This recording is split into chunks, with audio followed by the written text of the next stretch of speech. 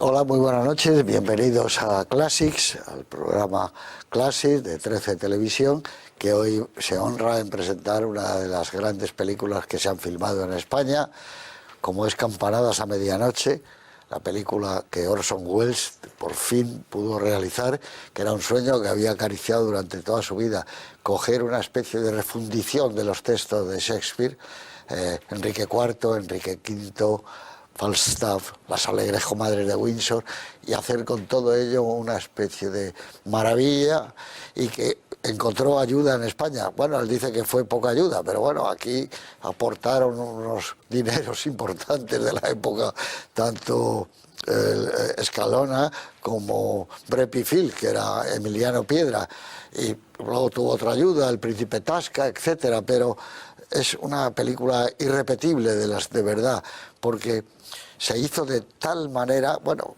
el único que podía hacerlo era Orson Welles, que tenía que rodar, por ejemplo, durante solo 5 días con Jean Moreau o con John Gielgud, pero no tenía los actores con los que tenía que hacer la escena. Entonces los contraplanos los rodaba solo con uno de ellos y luego buscaba unos dobles o alguien para que mirara en las escenas donde ellos tenían que confrontar sus escenas. Es increíble. Un plano lo hacía en Ávila, otro lo hacía en Barcelona. Es algo... Pero eso ya lo había hecho él también en muchas ocasiones, cuando hizo las otras películas también shakespearianas, ¿no? Pero era la pasión que él tenía, era increíble. En la Casa de Campo de Madrid, que se puede ver el lugar, hizo una de las mejores batallas que se ha hecho jamás en la historia del cine, con muy pocos medios. Él decía que nunca logró tener más allá de 150 personas, aunque hay veces que el encuentro entre los ejércitos nos da la impresión de algo increíble. Le echó agua para crear un barro, para hacer aquellos planos. Y bueno, yo creo que el resultado, aunque fue al Festival de Cannes y las críticas no fueron buenas, casi ni se vio en Estados Unidos, han pasado los años y hoy Campanadas a Medianoche, sobre todo al que le gusta el cine de Orson Welles, es algo que no se puede perder de visionar, por lo menos yo diría una vez cada 2 años. Está toda la maestría del primero de la clase, es increíble cómo ha rodado. Solo hizo un decorado, el decorado de la especie de pensión extraña, casa del linocinio, todo. Pero incluso ese gran decorado de madera es un prodigio, y lo hizo él, como él prácticamente ilumina la película. Y como me contó a mí Juan Cobos, que fue ayudante de dirección, montaba con 2 o 3 moviolas a la vez él. Tenía montadores, las chicas, Jean Mandreu, que le ayudó mucho, pero él era el que estaba continuamente haciéndolo. Y nada más decir que este es uno de los mejores triángulos de la historia del cine, entre Enrique IV, su hijo, que luego sería Enrique V, que era Hal, y Falstaff. Entre los tres es uno de los más grandes triángulos, no solo de la literatura, sino del cine. Y bueno, qué decir, las cosas que hemos visto, Oti Rodríguez Marchante, cuando llegaban las campanadas de medianoche, ¿te acuerdas? Cierto, cierto. Pues dinos, ¿qué te parece? Bueno, pues es una de las varias películas que vienen a corroborar que Orson Welles es el mayor genio del séptimo arte. No diría yo el mejor director o el mejor, sí, pero es el mayor genio. No hay ni una brizna en él que no sea genial, desde la concepción del proyecto a la resolución del proyecto. Y bueno, Juan Cobos nos ha contado en muchas ocasiones la cantidad de horas. Bueno, en el montaje estuvo medio año, pero medio año de sol a sol, no. De sol hasta que volvía a salir el sol, que llegaban a las 7 de la mañana y estaba allí, se iban a las 10 y él se quedaba. Pero con varias moviolas. Sí, que no, quiero decir tremendo. Que Orson Welles es un genio del séptimo arte, pero podría haber sido un genio de cualquier otro arte, porque pues ya de niño ponía en escena a Shakespeare, ya con 10 años, eso no es... el hecho de que sea un genio, que es imposible para él evitarlo, pues también significa que es un hombre infeliz, obviamente. Ser genio y ser feliz es bastante poco probable. Y esa infelicidad se traslada en su mirada al cine, en sus películas. Y aquí no es que adapte a Shakespeare, no, es otra cosa completamente distinta, es que entra en el universo de Shakespeare. Es que el personaje de Falstaff cobra en Orson Welles una dimensión que probablemente Shakespeare ni hubiera soñado.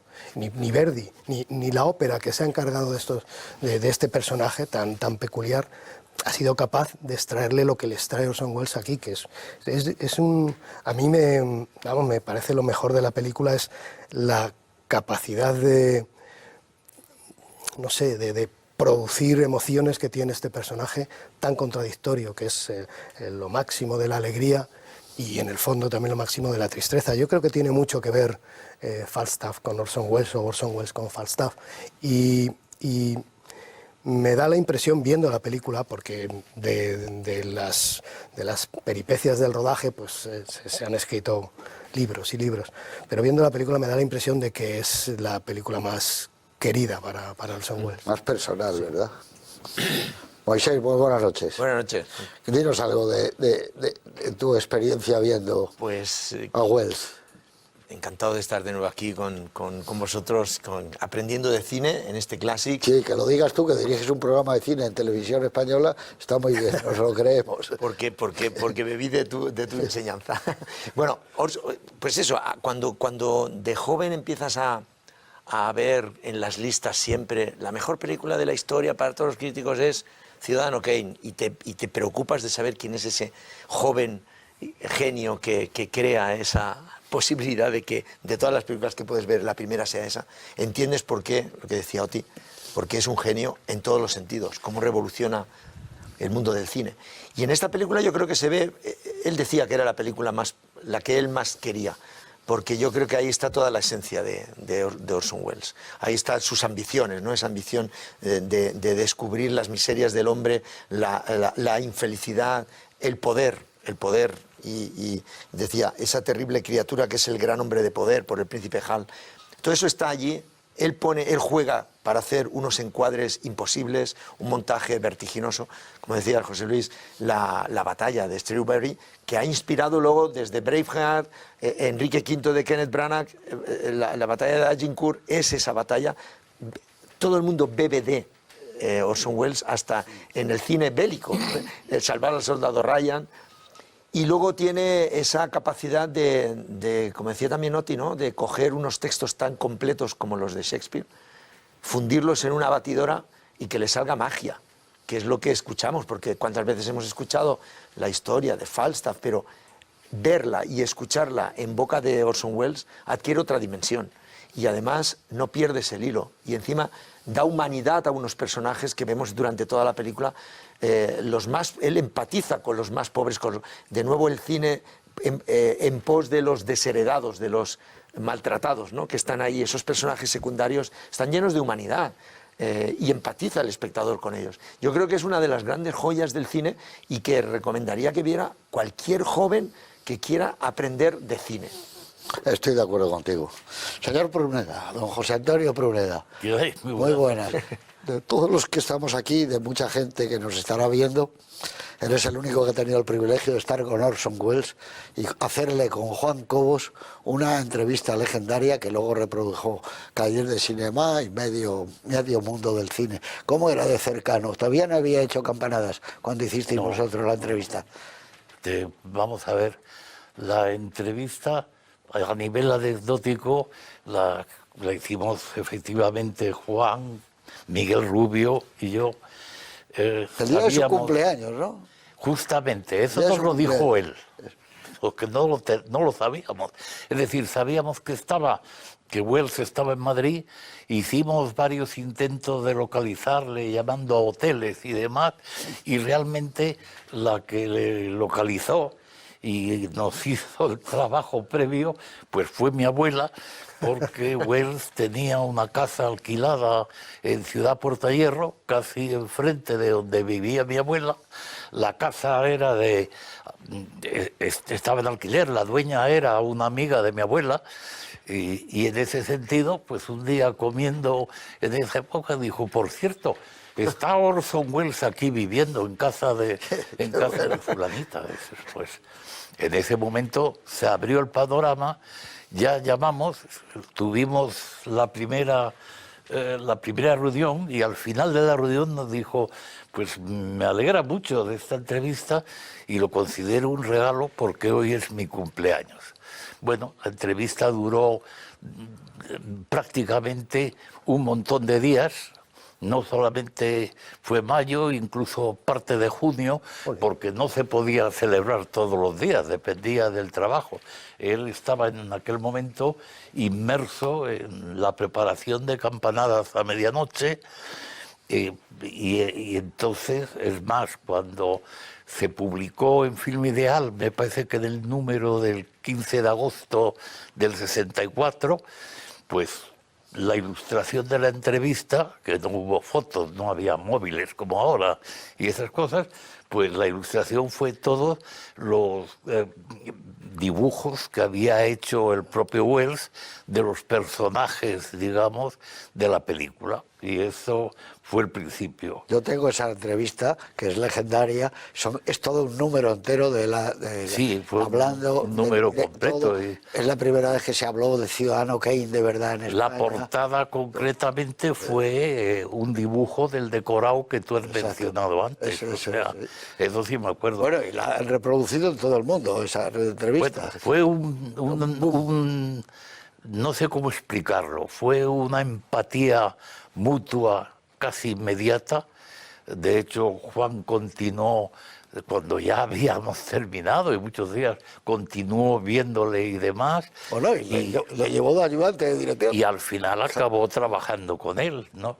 Y fue muy interesante oírle, no solamente porque en aquel momento nosotros de Campanadas a medianoche no teníamos ni idea, nada más que lo poco que él contaba. Pero, en cambio, teníamos muy reciente, teníamos El proceso y teníamos Sed del mal. Y inicialmente lo que queríamos era hablar de aquello. Pero claro, cuando empezó a contar lo de Campanadas a medianoche, pues aquello ya pasó a un poco, no digo a un segundo término, porque se habló de todo lo que había hecho, pero se impuso esa visión tan clara que realmente tenía él de todo lo que era la obra de Shakespeare. Y para acabar y no enredarme, solo voy a decir dos cosas. Una, para él Falstaff era un personaje a nivel de Don Quijote, eso es literal. Y otra cosa que dijo, que también me parece muy importante para entenderle, es que no se puede hacer Shakespeare con una mentalidad de clase media. Y son dos cosas que de alguna manera definen mucho su visión de lo que iba a hacer. Muy bien, fenomenal. Es un privilegio tenerte a ti aquí también. Y nada más, decirles a ustedes que vayan sacando esta vez sí el reclinatorio, porque vamos a ver una película, no es una obra maestra, es distinta, no tiene nada que ver. Tiene una melancolía también, lo del Quijote está bien visto. Hay una melancolía en el personaje, en la parte final, que realmente es terrible, ¿no? Y curiosamente, yo he visto la versión original y la versión doblada. Está muy bien doblada la película, sin ninguna duda. Pero claro, es perderse a John Gielgud y perderse unas voces increíbles. Y hay una cosa que en cambio tiene mejor el doblaje, que es que el problema de Margaret Rutherford, cuando grabaron, tenían muchos problemas el sonido. Entonces, claro, en el doblaje ha desaparecido. Pero en cualquier caso, en cualquiera de las dos formas, es una película que respira cine y cultura y profundidad y amor. Es algo muy difícil de precisar y de decir. Y luego, una sorpresa, que yo no sabía que había el vino de Canarias, dicen aquí. Sí. Vino de Canarias, yo sabía... Que le ha perjudicado el vino de Canarias, dice. Sí, yo no sabía que había ese tipo de vino en Canarias. Con todos ustedes, Campanadas a medianoche, Orson Welles, 1964-65. Pillan los 2 años. Y creo que ustedes van a gozar como nosotros de esta fiesta del cine.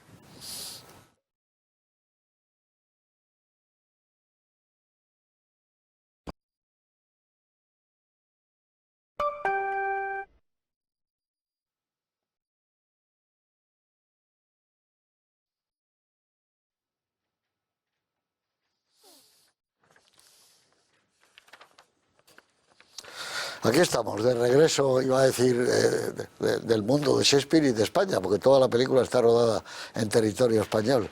Es el año 64, 65, pero vamos a centrarnos en qué ocurría en ese momento que él estaba luchando por dejar una buena copia de su gran película, de su obra más personal. Pues es el año en que en el Reino Unido, que tanto tiene que ver con esta película, fallece Winston Churchill, Sir Winston Churchill, a los 90 años de edad, el gran político y el gran pintor. Ya me hubiera gustado a mí tener un cuadro de Churchill, a mí me gustaba mucho como pintor, ¿no? En el Reino Unido, esto para los aficionados al fútbol como Oti y también como tú,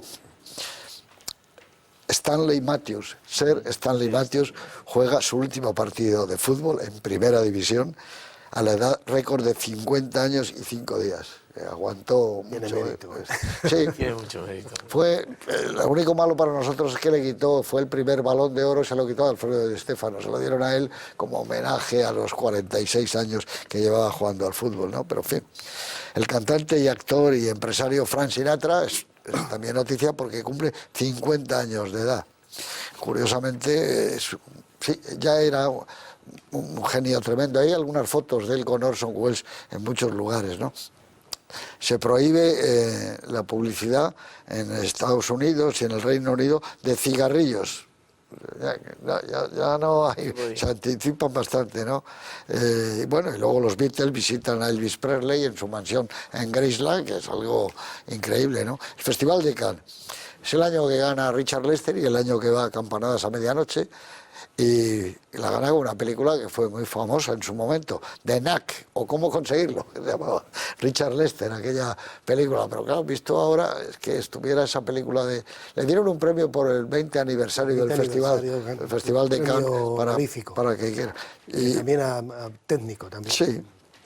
Bueno, Los Ángeles, Vittorio De Sica gana su tercero o cuarto Oscar, tenía 4, por la película Leri Oggi e Domani, Ayer, Hoy y Mañana, y también gana Robert Wise por la película de Sonrisas y Lágrimas, 2 extraordinarias obras que se pueden ver ahora casi como en el primer día. Y tengo la sensación, aunque no lo tengo aquí, que es el año en que muere Cooper, Edward Cooper, un pintor fantástico, el nuevo Vermeer del siglo XX, por el que, iba a decir, no solo yo, creo que el 99,9% de los cineastas es como una referencia, sobre todo los directores de arte, ¿no?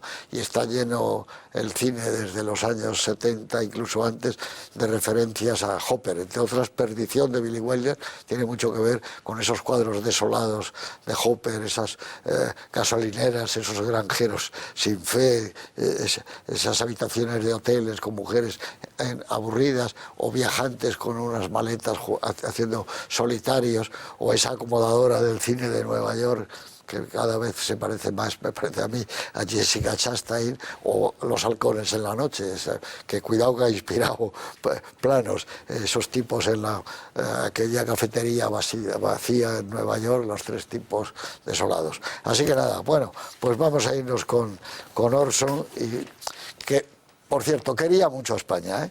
Está enterrado en España, está enterrado en la casa de Antonio Ordóñez, en el pozo, están sus cenizas, y así lo dejó dicho en su testamento. Y es verdad, quería España, quería mucho la comida española, las corridas de toros, los cuadros, ir al Prado, toda la cultura española.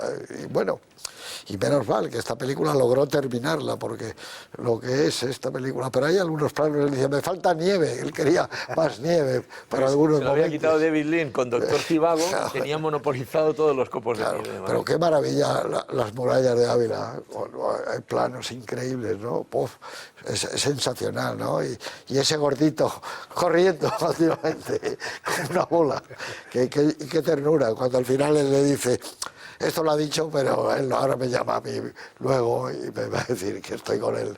No, y se acabó, ¿eh? El Falstaff, qué personaje extraordinario, ¿no? Bueno, pues... La cabeza del jabalí, que es el decorado principal, era una nave industrial que alquila en Chamberí para poder hacer todo aquel decorado y representar gracias a la técnica que mencionaban los compañeros antes, tan maestra a la hora de poner imagen, los planos cortos que representaba una columna que era de cartón piedra, pero en ningún momento ves el artificio en Orson Welles y lo que ves es la profunda humanidad que da a todos sus personajes.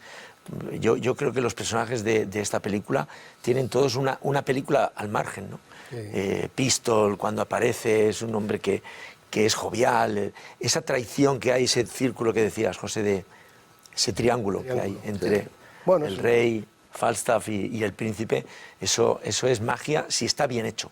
Y lo consigue Orson Welles. Un triángulo que decide Orson Welles, porque digamos que literariamente o históricamente es distinto. Claro, es un invento suyo. Enrique V, pero él organiza, como tú has dicho, un triángulo amoroso, entre comillas amoroso, que es realmente trágico, que probablemente el propio Shakespeare le dolería no habérsele ocurrido a él. O sea quiero decir, el oro que hay ahí, es decir, porque en ese triángulo, claro, es que está prácticamente todo, y se ve en la película, todo el trayecto, es el padre, el segundo padre, o el instructor, el que lo tiene como pupilo, el trayecto que hace el hijo de uno a otro, bueno, eso es tan, y está hecho con una sencillez, con una magistralidad, con un magisterio, perdón, y algo que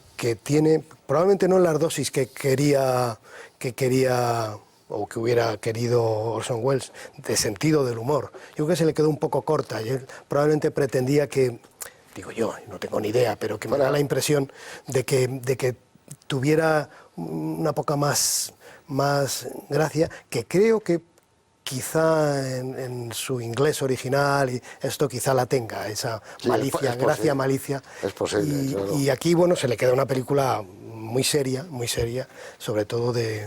Bueno, eso que tú acabas de decir, él define Campanadas a medianoche, lo define como una comedia sombría.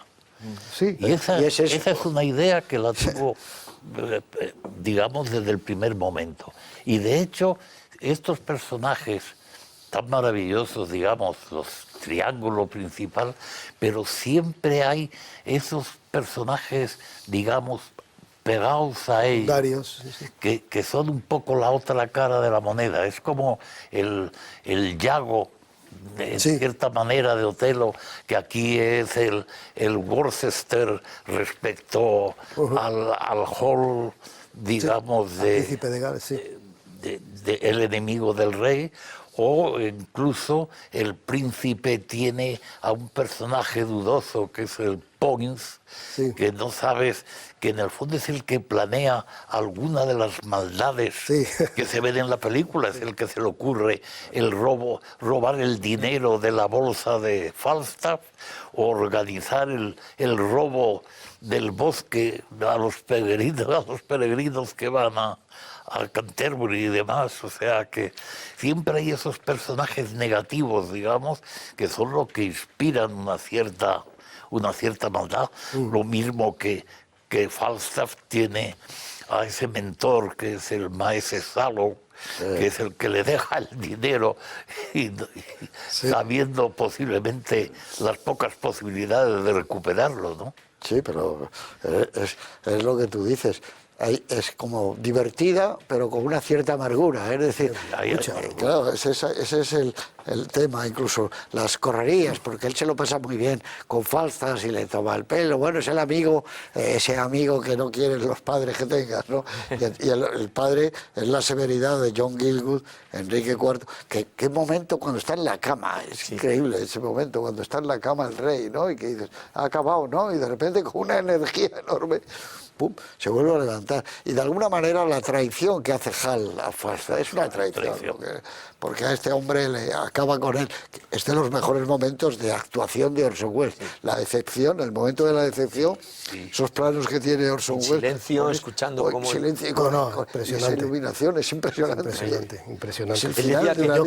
Yo creo que hay tres planos. Hay uno de ellos, dos, que son de una profundidad, porque incluso a mí, por lo menos, me sugiere otra cosa. No me sugiere decepción, no me sugiere, no sé, que haya sido afrentado. Me sugiere que siento orgullo por él. O sea, una especie de sonrisa, orgullo por el alumno, por el pipiolo, el que ha sido capaz de hacerlo bien y decirle eso que le tenía que decir. Es tremenda, es tremenda. Oye, ¿y no pensáis que hay algo en toda la parte, digamos, no la contraportada, lo que no es la corte, sino lo que es la noche, la zona de la Falstaff, posada, todo eso, que hay una influencia ahí del Quijote, porque él estaba, realmente es que está la Maritornes, está la, no sé qué, es decir, que hay un... Es la venta, la venta, sí, claro. Y yo creo que él ya, porque bueno, era un auténtico fan de Cervantes, y que también de alguna manera lo quiso, no sé... Bueno, ahí está el Quijote. Sí, que era la obra que la acabó Jesús Franco, que es otro de los ayudantes de dirección de esta película. La obsesión suya por el Quijote, estuvo rodando años y años. Que él decía así que Falstaff tenía que ver con el Quijote, pero yo no sé si quería decir con el personaje del Quijote, sino más bien con Sancho, es decir, con una mezcla de ambos. En todo caso, yo creo que están unidos de una manera ahí Shakespeare y Cervantes que realmente es asombroso. Sí, bueno, claro, eso es que lo has visto muy bien. Es que la venta es como un capítulo de Cervantes. Llegaron ellos y las algaras, las diversiones, todas esas cosas. Y esa manera, por ejemplo, yo he apuntado una frase que podía haber sido de Cervantes, es amigo en la corte, penique en la bolsa. Eso es Sancho puro. Eso es cervantino puro. Pues claro, eso es estupendo, ¿no? Y luego ese mundo que la cámara va recogiendo a veces con una alegría enorme. Pocas veces ves una cámara como más diciendo, estamos filmando, qué alegría es esto, ¿no? La alegría del filmar. Eso es increíble, ¿no? Bueno, que técnicamente técnicamente es una... Bueno, no tiene grandes planos secuencias, tiene alguno y eso, pero que, es decir, como se nota que no ha habido ni un solo segundo de la imagen que no lo tuviera el previsto, pero previsto completamente, y de la luz, de la imagen y de la luz, momentos de luz asombrosos. Bueno, si él le iluminaba. Aquí está Edmond Richard, pero él ponía la luz siempre. Él decía, bueno, sabía la luz que el quería. cameraman era Alejandro Ulloa, además, que eso también... Bueno, hay muchos españoles. A mí me da alegría ver a Pepe Nieto, a ver a Fernando Rey, a Andrés Bejuto, a Luis Ciges, que sale al principio un momentito. Luis Ciges. Ciges, fíjate que luego las películas que haría con Berlanga, ¿no? Hay muchos, claro, todas esas gentes extraordinarias. Luego, a mí lo que me asombra, tú estabas citándolo en la presentación, es que la batalla está hecha con muy pocos medios, pero de verdad, muy pocos medios. Muy vertiginoso. Bueno, fíjate el montaje. Bueno, era una cámara esto y luego él ya troceaba veces. Sí. Es antimilitar su concepción de esta batalla, porque es en el fondo todos mueren allí, es decir, es lo que un poco... Sí. Salvando las distancias, Stanley Kubrick con Senderos de Gloria, ¿no? En la batalla muestra lo malo de lo militar, ¿no? De la exposición de la batalla, pero está hecha de tal manera que ha inspirado futuras batallas, y muchos críticos dicen que es la mejor batalla filmada jamás. Es curioso que has citado, y me ha gustado mucho, Stanley Kubrick. Es que Stanley Kubrick y Orson Welles son como el director de los directores. Exacto. Es un director de directores, que le gusta a los directores, porque abren caminos. O sea, Kubrick le pasaba lo mismo, ¿no? Y tiene esas cosas también Stanley Kubrick, que tiene Orson Welles. Y hay como un sentido piadoso de los personajes, o sea, que les toma un cariño enorme. Incluso al personaje de Walter Chiari, joder, tiene una ternura como de, no sé, el que no puede hablar, y de repente... Es curioso, ¿no? Y le déjale hablar. Y el que está al lado también. ¡Ay, qué bien! Y son unos personajes que dices, oye, qué curioso. Son esos personajes cervantinos también que te encuentras por los caminos, ¿no? Y hay tú lo has visto muy bien, una influencia muy grande de Cervantes. Claro, unir a Cervantes y a Shakespeare, claro, no puede hacer. Digo, es otro triángulo también. No, esa es la pareja de dobles que no hay que negar. Claro, imagínate a esos dos. todo. Pero el manejo del teatro dentro de la película, cuando están escenificando, hemos visto, cuando escenifican, ahora vamos a ver la presencia ante el rey, y se cambia, pone el trono, que el trono es una silla, y se cambian los papeles. Es maestría pura cómo hacen una mini representación teatral ahí de lo que supuestamente podría pasar, ¿no? Si fuera... Y qué guapa está Joan Moró en esta película, ¿no? Está guapísima. Oye, ella era una actriz estupenda y está muy bien, bueno, nos ha gustado mucho, pero aquí está muy guapa, está muy bien iluminada, probablemente mejor que nunca la habían iluminado, porque la cara es con el pelo, que no es su papel el de guapa realmente, pero está afeada, pero está elegante. Está elegante. Está como estuviera bombillas por dentro iluminándola. Está brillante.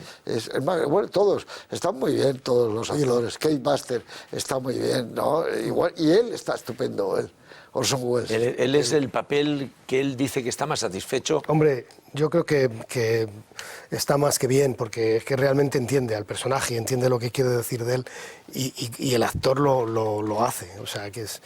Oti, esa escena que tú recordabas antes, que nos ha cautivado, y el maestro José, cuando ve cuando decepcionado ve cómo le ha traicionado el príncipe, que él escucha, le preguntaba a Bogdanovich, ahí está toda la película, dice, es como si toda la película previamente estuviera preparando esa escena. Y entonces él escucha atentamente, él no interviene, ese plano general, ese contrapicado. El espectador está embobado, escuchando cómo el hombre al que he formado ahora me traiciona, pero él en el fondo, como tú bien decías, tengo esperanza. No, él no piensa luego me eso. llama. Luego me llamará, luego me llamará. Pero esa frase me parece fundamental. Maravilloso.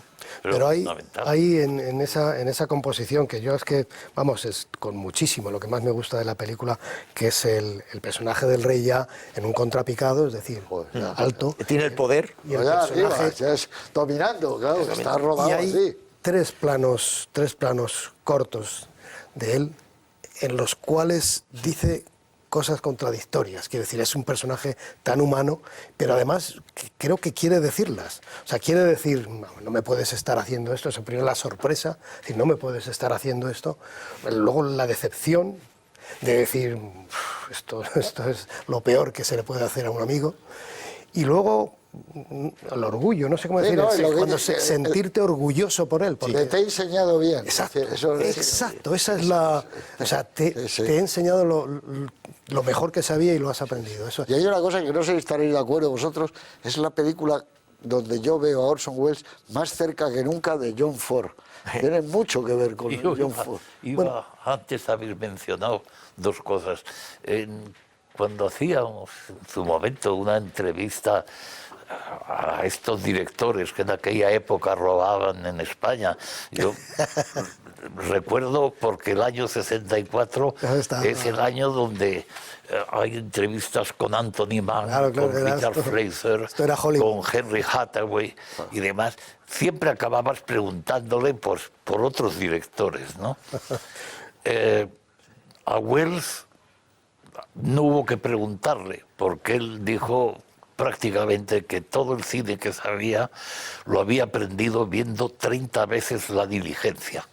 O sea, literalmente. Dice, para mí, John Ford es el más grande. Dice, es un autor, es un poema, cada película que hace es un autor de baladas, y lo definía así. Pues aquí hay mucho de John Ford. Y hay mucho de John Ford, efectivamente. De la manera de mirar a los personajes, hay mucho de John Ford. Y además, no sé si es por el blanco y negro, me recuerda mucho a las películas en blanco y negro de John Ford, incluso previas a La Diligencia. Y esos picados, esas cosas que hace, ¿te acuerdas?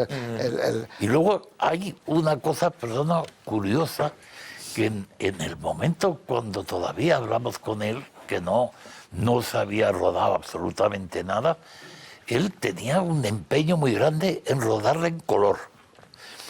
Y el motivo que aducía es que era consciente de que no iba a tener muchos medios económicos y pensaba que el color iba a cubrir determinados defectos.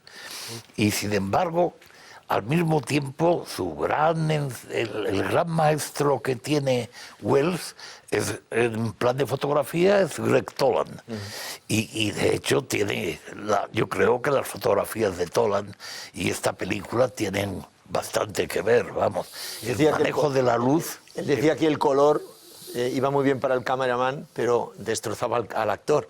Pero vamos, el negro lo destacaba más. Es que ahora ves y ni se te ocurre que eso puede ser en color. Ese plano final, ¿verdad?, y que recuerda a Centauros del Desierto sin puerta. Ese final es que... Y muchas de las escenas, estás viendo el delator también. Eso le decía yo, esas películas. Cuando está Enrique V ya arriba y escoges los contrapicados, la luz que es un poco la de Informer.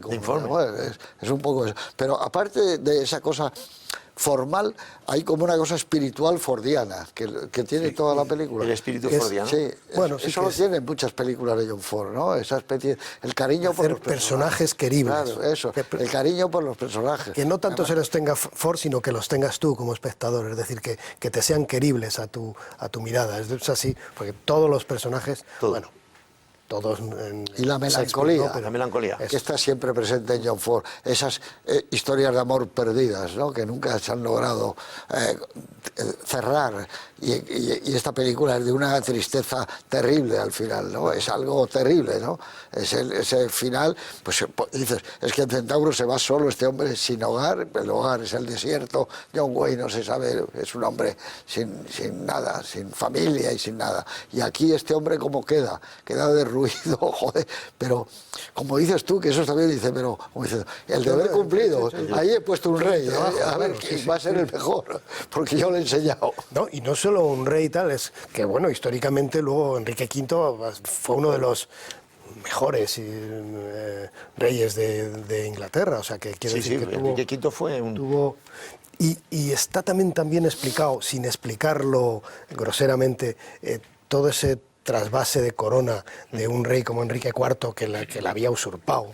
Es decir, no era... Sí, claro. Hay que olvidar eso. La parte histórica que es brutal. Que ese trasvase a un hijo que ya tiene una corona que le pertenece, quiero decir, o sea, no es un usurpador como su padre, sino que él ya realmente es, y tiene que estar a la altura de, joder, es que es tan bonita también la relación entre el padre y el hijo, hay el momento ese antes de la muerte allí en el trono, es que son tremendos, cómo están iluminados, cómo está contado desde lejos, para que, es una maravilla. ¿Hay algún brote de humor? Ahora me estaba acordando, decías antes, José, cuando al final, en el momento más trágico, en los últimos momentos de la película, cuando dice, y pidió para celebrarlo vino, y dice, ¿y mujeres? No, mujeres no pidió. Esta vez quería ganarse el cielo y no el infierno. Es muy sutil el humor que hay, y probablemente por ser tan sutil no es tan eficaz. Solamente tiene algún, por ejemplo, en la batalla, además, que se le ve a él todo gordo, ir de un lado para otro, que puede parecer un efecto cómico, pero vamos, no... Pero es como una bola que va recorriendo por allí y luego va a ser jactancioso de hacer todo. Qué bonito como montan a caballo las armaduras. Ah, qué bueno. Eso sí que es bueno. Maravilloso. Como montan a caballo. Eso es increíble, de bonito. Y esa música que siempre en tus películas, cuando eliges aquí en Classics, tiene presencia pero no molesta. Esas campanas que están sonando, esa música es importantísima dentro de la banda sonora, imperceptible de la película. Esas campanas que suenan, esa música que parece como que no está, pero está para enfatizar los momentos más destacados del film, que son muchísimos, porque no te puedes quedar con él usa, en ese sentido, cuando hay un acontecimiento en la película importante, prácticamente casi todos se anuncian a toque de trompeta. De trompeta, como fanfarria previa. Eso. Prácticamente, y no una sola, a lo mejor sale uno, y luego dos, y luego prácticamente un músico en cada almena soplando. Y tiene también un efecto visual casi cómico, eso de hacerlo, es decir, que es curioso, pero casi todo el humor es muy fino y hablado, o sea, textual. Y claro, tener acceso a eso... Pero el personaje de Falstaff es tan irónico, es tan cínico, bonito, es tan agudo que realmente tienes cada cosa que dice. Ya de hecho... Y qué regalo le hace a Marina Bladi. Sí. Es precioso Bueno, sí. ese personaje, que era una gran estrella. Guapísima, Guapísima. guapísima. No, están guapísimas todas, las saca muy bien. Porque a Margaret Rutherford la saca maravillosa en ese diálogo final que tiene. Que es una maravilla. Y su hija, me parece que la hija de Orson Welles, Beatriz, hace de me parece paje. como paje. Sí, Ahí está. También la saca. Hace de chico. No, de paje. ese diálogo final. Marina Bladi, que había hecho La Bruja, aquella película estupenda francesa. Claro, Ahí está, es ahí muy está. pequeño el personaje, pero Está muy bien, porque es muy divertido. maravilla. Con su marido, cuando ella lo quiere dejarle ir, porque se supone que eso va a acabar mal, pero es estupenda, ¿no? Y luego, la habilidad de poder mezclar escenarios, es decir, lo que es asombroso es que nosotros la vemos, pero es que cuando está hablando Enrique IV y Enrique V no están juntos. No. Es que no están juntos. Es que estaba en un país uno y otro ha viajado. O sea, que eso es asombroso. Ya lo ha eso hecho. lo hizo en Otelos, en el Otelo. Otelo, claro. Otelo lo hizo por correspondencia, vamos. Sí. Por una película maravillosa, o sea, que te caes, pero te caes de culo. Qué claridad tienes que tener en la puesta en escena, de luz sobre todo, que empalme la luz luego, o sea, que lo has rodado después, semanas después. Todo, todo está en una altura 10, entonces dices... Para aprovechar los 10 días que tenía John Gielgud, las primeras imágenes que se ruedan de la película es la presencia de él y luego la fue insertando. Eso hay que ser un maestro para poder darle ese tono absolutamente, bueno, de tensión de la película, ¿no? Está rodado al principio de todo. Sí, John Gielgud. Y rodar en los lugares que ha ido eligiendo. Iluminar son muy difíciles. Hay como capillas y pequeñas iglesias muy complicadas de sacarle la luz. Bueno, sí, además es que esa luz, porque es esa luz que llega del cielo a través de las ventanas, que es maravillosa. Siempre le parece muy importante la manera de cómo ese rayo de luz entra Bueno, hay en el escenas espacio, ¿no? que son cuadros, ¿eh? Son auténticos cuadros. Es intencionado. Pero tú que hablabas antes de gags, es curioso porque efectivamente son muy pocos y muy salpicados así, o sea, otro gag es cuando Hotspur, digamos, sale de la bañera y se le cae la toalla. Sí, es verdad, tiene esa... O sea, dice, en ese momento ha perdido toda la dignidad, vamos a decirlo así, ¿no? Y el niño que sale con el orinal y dice, ¿qué ha dicho el doctor? Él va al baño, el personaje se mete en el baño, sigue hablando y luego sale del baño. Ese cariño que incluso cuando al principio Orson Welles se define como Falstaff, prácticamente como es de verdad, y sin embargo está envuelto en un cariño del director hacia esa persona. Y esa nostalgia que está en el propio título de hemos pasado muchas campanadas a medianoche. Oye, O sea, simplemente el sentido la de esa frase... escuelas que se ha corrido, o sea, a lo largo de... El sentido de esa frase, claro, que puede ser Las fiestas que nos hemos equívoco, pegado. pero se refiere exactamente a eso, cuando oyes las campanadas a medianoche es porque estás de farra por ahí, claro. No, las que hemos oído. Las que hemos oído, claro. En plena noche no era para dormir, era para vivir, ¿no? Las cosas que hemos visto. Está repetida 2 veces, además, al principio y al final la vuelve a coger, ¿no? Yo me acuerdo que en un homenaje que le hizo el American Film Institute a John Huston, el año 83, cuando salió a hablar de él, dijo eso, Orson Welles dijo, las cosas que hemos visto, John, las campanadas a medianoche que hemos compartido, y no sé qué, eso es lo que dijo Orson Welles. Claro, como decía, las juergas y la vida que nos hemos pasado juntos con momentos maravillosos e inolvidables, ¿no? No es raro que él se sintiera muy identificado en ese sentido con Falstaff, también en el sentido de haber sido un poco traicionado, porque su vida, sobre todo como cineasta, ha estado llena de peculiaridades y traiciones, empezando por la RKO y por el Bueno, acuérdate cómo queda Kane solo, el ciudadano Kane, cómo queda Charles Foster Kane solo en aquel caserón enorme y se ha abandonado ya por todo el mundo, todos los personajes de él, ¿no? Los personajes del el Cuarto Mandamiento. O sea, alguien tenía que ser, claro, tan defraudado porque tenerte que ir, dejar lo del Cuarto Mandamiento lo mató un poco. Eso Lo mató un es poco. otra película de la que él estaba haciendo, ¿no? Bueno, sí, pero que tuvo... O sea, no, se la arrebataron para el montaje y, en fin, con la excusa de que se había ido a Río a rodar. Sí, no, pero la fatalidad, por ejemplo, al otro lado del viento, nunca llegó a verla. Nada. Don Quijote nunca llegó a verla. Es una vida de frustración. Terrible, claro. De Los frustración. proyectos, tú miras ahí en ese libro con Bogdanovich y miras los proyectos que pudo llevar adelante y nunca... En este libro precisamente mencionábamos antes el cariño que tenía por Falstaff y dice, el príncipe Hal se ve obligado a traicionar al único hombre bueno de toda la historia. Dice, porque realmente el único hombre bueno, esencialmente bueno, era Falstaff. Y Falstaff se nota, ese cariño se lo da. Por cierto, John Gielgud y Charlton Heston, decía aquí también Orson Welles a Peter Bogdanovich, que eran los dos actores con los que mejor había rodado. Que rodar con Sir John Gielgud, no era Sir aún entonces, me imagino, era un auténtico privilegio, por eso es que es uno de los grandes de la escena mundial. Y Charlton Heston, que rodar con él en Set de Mal fue maravilloso. Le debe Sedemal a Charlton Heston, porque es el que era la estrella, dijo no.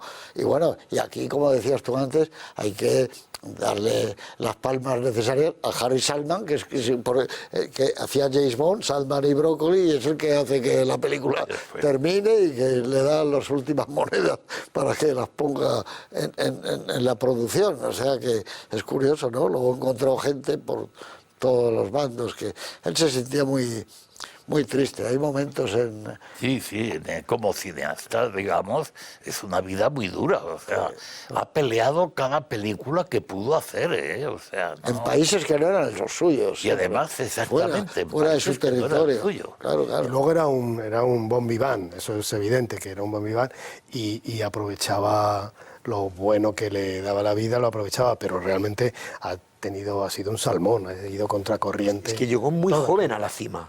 Es que llegó muy joven a ser el mejor del mundo. Sí. Con Ciudadano Kane. Y podía elegir radio, teatro, cine... Contratos, lo que él quisiera. Pues empezó a hacer El corazón de las tinieblas y dijo, no, hago un Ciudadano Kane. Pero todo eso se le torció por los magníficos Anderson. No, porque tuvo mala suerte. Ahí empezó, y empezó una leyenda negra con respecto a Orson Welles que siempre se ha activado y sigue viva. Luego llega otro estudioso y la tapa, la aclara, pero vuelve. Es difícil. ¿Creéis que se le ha hecho justicia la historia del cine? Hombre, sí.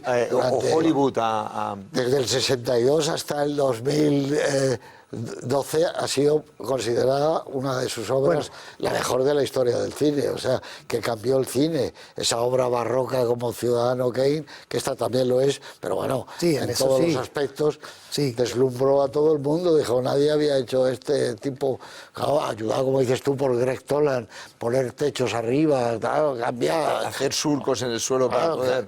Cambia el cine, un chico de 24 años que descubre el tren eléctrico, como él decía, más bonito del mundo, que era Hollywood. Y aquí lo que le falta es el Hollywood.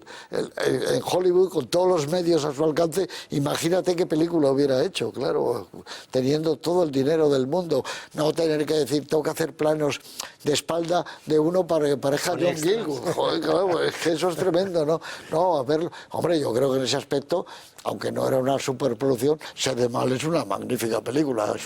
Es el último noir, probablemente, tal y como entendemos el cine negro.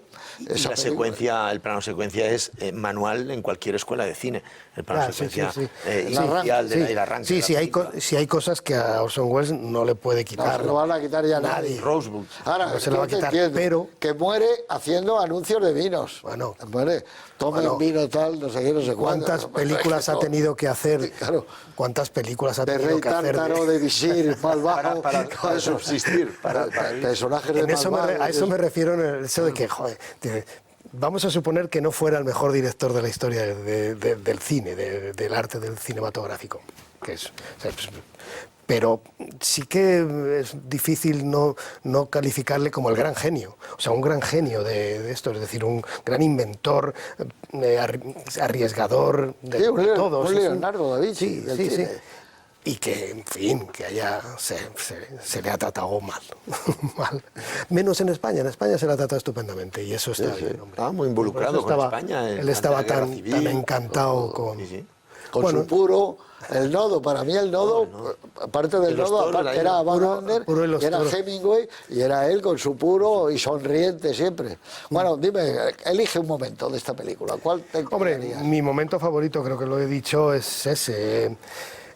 Son esos tres planos de ese actor prodigioso que era Orson Welles, bien dirigido por el director prodigioso, en los que da las tres claves de la amistad. Pues es eso, que estás engañado, pero a la misma vez estás orgulloso yo creo que ese es el momento que más me gusta. Me gusta en la muerte de Enrique IV, la batalla, me gusta, en fin. Pero si he de elegir uno es ese. ¿Y tú, Moisés? Yo elegiría dos, uno en positivo y otro, o sea, uno muy melancólico y muy triste, pero lleno de esperanza, que es el plano final, la muerte, ese ataúd ahí, pero lleno de vida, porque están hablando en positivo de él y ya no está, pero él está viendo cómo el rey está ahí puesto. Hay alegría dentro de la muerte de Falstaff. Y luego las escenas tan bonitas cuando está el príncipe y Falstaff, que se cogen, se abrazan como un padre a un hijo. Hay tanto amor ahí, hay tanto amor que dices, qué feliz se le ve por fin a Falstaff cuando lo coge por el cuello, cuando le dice, hey, que me has intentado engañar. O sea, esas escenas de padre-hijo no reales y la muerte de Falstaff. Sí, claro, la muerte es impresionante. ¿Para ti cuál sería? Yo escojo, por supuesto, la batalla, como decía. La batalla es maravillosa. Pocas veces, también tengo que decir, he visto tanta crueldad retratada. Pero me quedo con una escena, más que nada por la parte de comedia, que es el robo a los peregrinos. Toda la secuencia del robo a los peregrinos, desde que salen los peregrinos, desde que estos están escondidos, el príncipe, Poins, Falstaff, están ahí mirando como vestidos de blanco, luego como los otros se cambian rápidamente, se quitan el de blanco, vuelven a lucir unas capas negras y entonces persiguen a Falstaff mientras todos salen corriendo. Hay un momento que a mí me recordaba casi a los Keystone Cops de las viejas películas mudas y que tiene la continuidad. Que era un momento maravilloso. Y después tiene la continuidad. Monicelli tiene mucho que ver con las correrías italianas de las comedias. No, decía que tiene la continuidad, al hilo de eso, en la siguiente secuencia, cuando están explicando, cuando está inventándose la historia el propio Falstaff, y están los otros dos diciendo, pero si está mintiendo, ahora ya va por 10 muertos. Ese punto cómico es muy bonito. Hay una operación in crescendo que va de 4, 7, 9, al final 11, digamos. A mí lo que más me gusta, claro, ya lo he dicho al principio, es cuando empieza a hablar ya Enrique V y este hombre le han dicho, oye, que fíjate, tu amigo, nada menos ahora, bueno, lo que vamos a tener. Y él le dice al otro, tú vas a lo que quieras, pide lo que quieras. Y él empieza a meterse entre la gente como un figurante, como un extra, pero sabiéndose que él es el importante, y empieza a escuchar. Y cómo está muy bien como actor, cómo va encajando ese discurso de hombre ya justo, honesto, brillante, de un rey que dice, yo he tomado ya posición, se han acabado las correrías, las juergas, y él va poco a poco desencantándose, pero sin perder esa última. Y ya cuando llega al final y está él solo, con la luz maravillosa que tiene, es un momento extraordinario, ese fondo de puertón o portón que hay, dices, madre mía, él como actor, ahí él lo echa todo. Yo creo que él como actor, él ha rodado muchos metros y él ha elegido ese momento y él ha debido decir, cogerme que yo estoy cambiando continuamente, ¿no?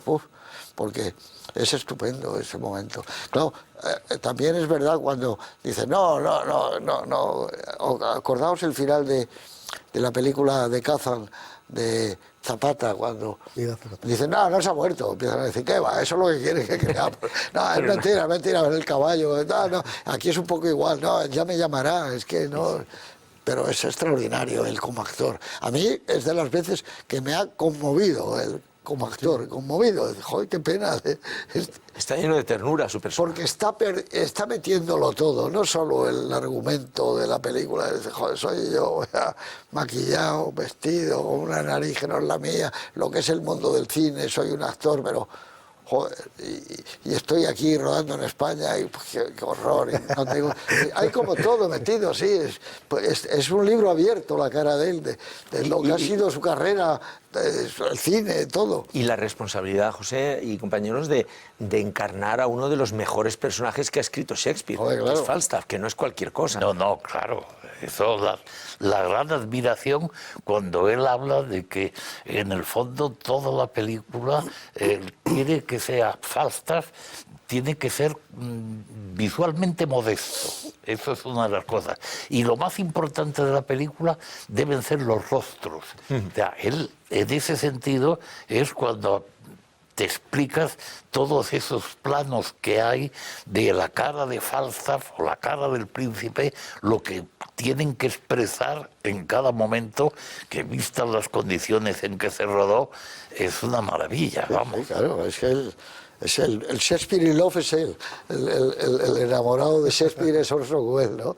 Es el verdadero tipo. O lo entendía, joder, es que lo... No, lo que tú dices es que Falstaff es un gran personaje, pero en sus manos es otra cosa. Claro. Claro. O sea, tiene una magnitud. Sí, sí. Y él